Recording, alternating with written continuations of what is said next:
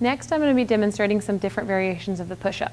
Now, the push-up is a staple exercise that's included in tons of programs, but unfortunately a lot of people don't do it correctly.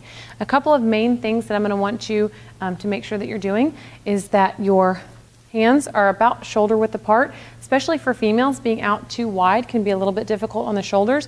Being in too narrow, while it's not usually a problem, is a little bit more tricep dominant than a regular push-up. So hands about shoulder width apart. If you want to bring them in a little bit closer to target the triceps, that's fine. We like to tuck the elbows somewhere around 30 to 45 degrees. Again, that's a much better position for the shoulder. We see a lot of women who are taught to do push-ups with their elbows out at 90 degrees, and again, that's not a good position for the shoulder. You also want to make sure that your shoulder blades come all the way together in the bottom and drive all the way apart at the top. You want to make sure the core is braced.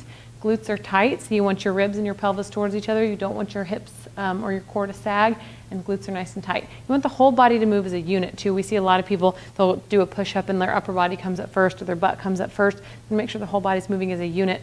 When I was first taught how to do a push-up correctly, I went from doing 16 push-ups with a 45-pound plate on my back and my feet elevated, so like probably the hardest variation of push-up, to not being allowed to do a body weight push-up on the ground. I was regressed all the way to an elevated push-up. So I'm going to show first an elevated push-up, and then I'm going to show a push-up on the ground, and leave it up to you to kind of come up with some of your own variations. But an elevated push-up, you can do this in a squat rack with a barbell, or you can do it on a bench. You just want your upper body to be elevated. Hands are in line with the shoulders. As I come down, everything's going to be nice and tight. Elbows are tucked, shoulder blades are coming together. I'm going to drive apart and drive my shoulder blades apart at the top. Again, if there were a broomstick on my back, it should touch 3 points of contact. My tailbone, my upper back, and the back of my head. That's how we know my spine's neutral.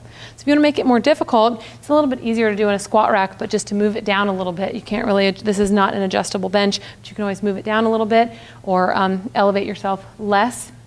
The next variation would be on the ground, just a regular push-up. So same exact thing.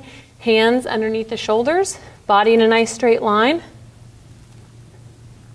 Whole body moves as a unit. Don't let your hips sag. In the walkout video, I showed you all kinds of variations of shuffles and turn and reach to the roof and things of that nature. You can add those to your push-up. You can also add a chain. You can attach yourself to a band around a squat rack to make it more difficult. So there's all kinds of things you can do. You can elevate your feet, but just make sure you've mastered the basic push-up first. So that's the basic push-up and a few of its variations.